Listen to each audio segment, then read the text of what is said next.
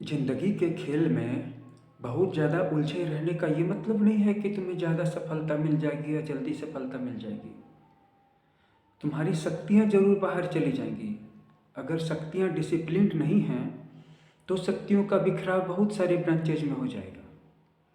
और अगर तुम्हारी शक्तियाँ किसी भी चीज़ में नहीं लगी हैं, इसका मतलब है कि तुम किसी भी चीज़ में उलझे हुए नहीं हो, क्योंकि तुम किसी भी चीज़ में उलझने से बचना चाहते हो, क्योंकि इसमें इरिटेशन होती है, अनॉयंस होती है, अशांति होती है। तो इसका भी ये मतलब नहीं है कि तब तुम्हें बहुत सफलता मिल जाएगी। वहाँ पर भी कुछ नियमों की आवश्यकता है। पहला मार्ग केतु का मार्ग है। अपने आप को जितनी ज़्यादा से ज़्यादा, जितनी इच्छाओं में, प्लान्स में, योजनाओं में बिखरा सकते हो बिखरा लो। अपने आप को कुछ भी बचा कर मत रखो। और केतु का है कि अपनी एनर्जी को जरा सा भी बाहर खर्च मत होने दो। सफलता कहाँ पर मिलती है? सफलता दोनों के बीच में मिलती है। और राहु और केतु का ये जो बैलेंस है, कोई 50-50% पे नहीं है। सबके लिए बिंदु जो है, पॉइंट ऑफ बैलेंस अलग अलग है। इसी बिंदु को तो समझना है। इस बिंदु को कैसे समझेंगे? जन्म कुंडली देख के समझेंगे। इन दोनों के बीच में लग्नेश कहाँ पर है और लग्नेश किसकी राशि में है, सब कुछ तो लग्नेश ही बताएगा। एक बार राहु और केतु का बैलेंस समझ में आ जाता है तो आपके लिए सफलता बहुत बड़ा सीक्रेट नहीं होती है। सफलता प्राप्त कर सकते हैं। अपने आप को इतना ज़्यादा भी दुनिया से नहीं काट लेना है, इतना ज़्यादा भी अकेला नहीं कर लेना है। लेकिन ज़रूरत पड़े तो एकदम अकेले हो जाने के लिए भी तैयार रहना है। अपने आप को जितना अकेले कर लो जब तक सफलता न मिले, यही तो केतु का मार्ग है। और अपने आप को जितना लोगों के बीच में झोंक सको, जितना लोगों के बीच में खपा सको, भीड़ में, परिणाम की परवाह किए बिना, यही तो राहु का मार्ग है। लेकिन तुमको राहु सूट करेगा या केतु, यही तो जानना है कि लग्नेश की एफिनिटी किसके साथ है, लग्नेश किस राशि में पड़ा है। और जिस राशि में पड़ा है उसके स्वामी का राहु और केतु के साथ क्या रिश्ता है। राहु और केतु उच्च के हैं या नीच के हैं, किसके साथ हैं? क्या किसी सेल्फ प्लैनेट के साथ हैं, जैसे लग्नेश के साथ, चंद्रमा के साथ, सूर्य के साथ, या किस प्लैनेट के साथ हैं? जिस प्लैनेट के साथ भी हैं वह प्लैनेट एक बहुत बड़ी वीटो पावर निभाएगा। उसके पास बहुत बड़ी वीटो पावर होगी तुम्हारे लेकर के। ज्योतिष अपने आप को समझने का मार्ग है। कहीं ना कहीं सफलता मिली है तो उसमें हमारा ही हाथ था, और जहाँ पर भी हमें असफलता मिली वहाँ पर भी किसी दूसरे का दोष नहीं था। केतु आत्मविश्लेषण का मार्ग है और राहु मार्ग के विश्लेषण का।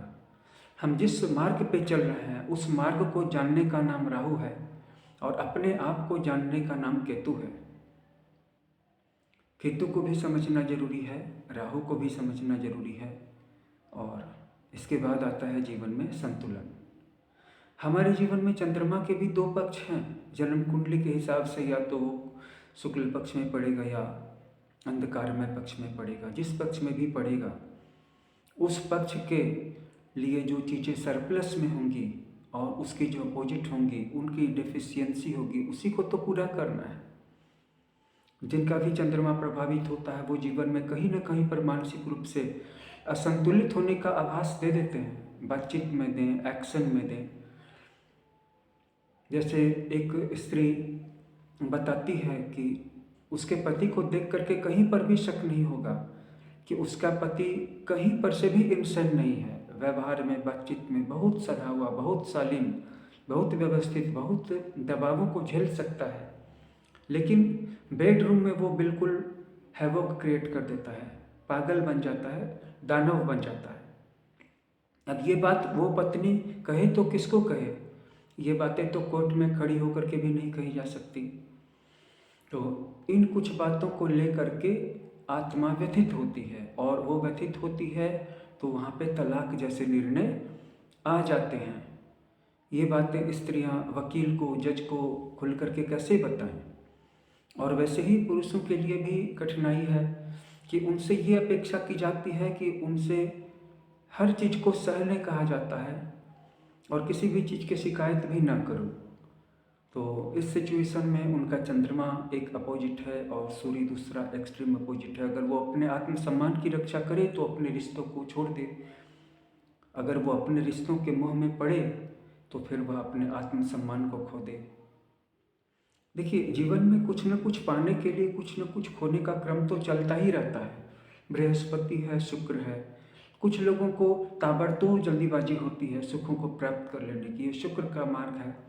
और कुछ लोग अभी दम साध सकते हैं, आत्मसंयम रख सकते हैं, भरोसा रख सकते हैं, वो बृहस्पति का मार्ग है।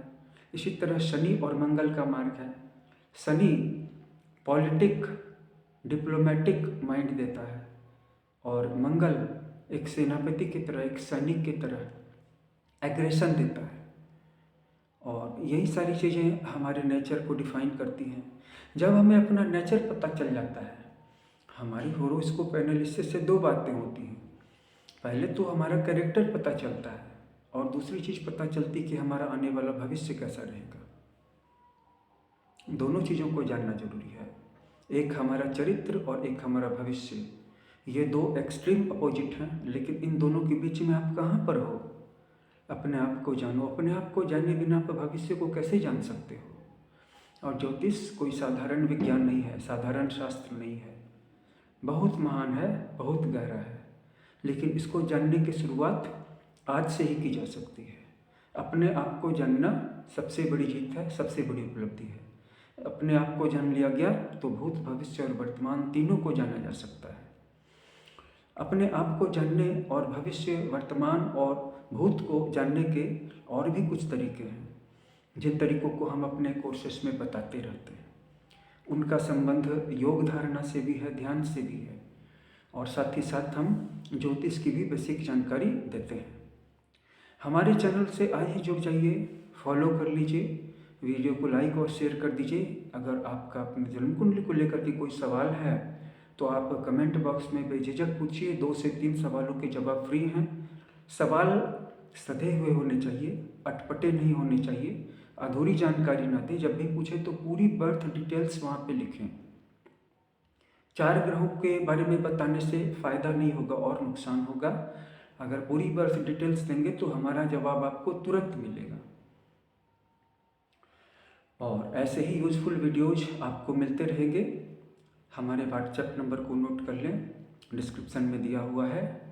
यहाँ पर आप आकर के अपनी कुंडली, हस्तरेखा की एनालिसिस करवा सकते हैं और विभिन्न कोर्सेज की जानकारी प्राप्त कर सकते हैं। धन्यवाद।